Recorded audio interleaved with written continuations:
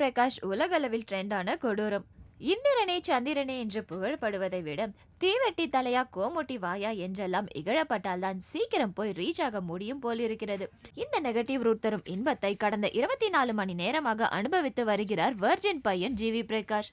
இன்னும் சொல்ல போனால் நேற்றைய வேர்ல்டு ட்ரெண்ட் நம்ம ஜிவி தான்.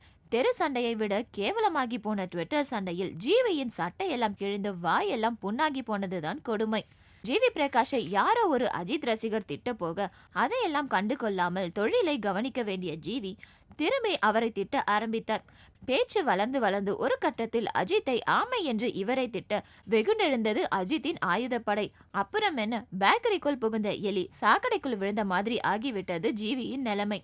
ஜிவி பிரகாஷின் 7 தலைமுறையும் இழுத்து பேட் வேர்ட்ஸ் அர்ச்சனை செய்து விட்டார்கள் அஜித் ரசிகர்கள். ஓரமாய் வேடிக்கை பார்ப்போம் என்றில்லாமல் தனுஷ் ரசிகர்களும் இதுதாண்டா சந்தர்ப்பம் என்று உள்ளே நுழைந்து சவட்டி கலைத்து விட்டார்கள். ஒரு ஆங்கில நாளிதழ் சிறந்த நடிகர் விருதை தனுஷுக்கு கொடுத்த போது அதை விமர்சித்தார் ஜிவி. அதனால்தான் உள்ளே நுழைந்தது தனுஷின் சைத்தான் படை. இப்படி நாலாபுரமும் நசுங்கிய ஜிவியை ஒரு விஜய் ரசிகர் கூட கை கொடுத்து தூக்கவில்லை என்பதுதான் கொடுமையிலும் கொடுமை. இத்தனைக்கும் ஜிவி போராடி வருவதே விஜயின் புகழை பரப்புவதற்கு தான். இல்லை என்றால் அவர் ஏன் அஜித்தை திட்டப் போகிறார்? கலிங்கத்து பரணி போல கட்டி உருண்டு கொண்டிருக்கும் இந்த கலங்கத்து பரணியை முடித்து வைக்க எந்த புண்ணியவானாது எமர்ஜென்சி வேகத்தில் வாங்கப்பா, குழந்தை ரொம்ப நேரம் தாங்காது.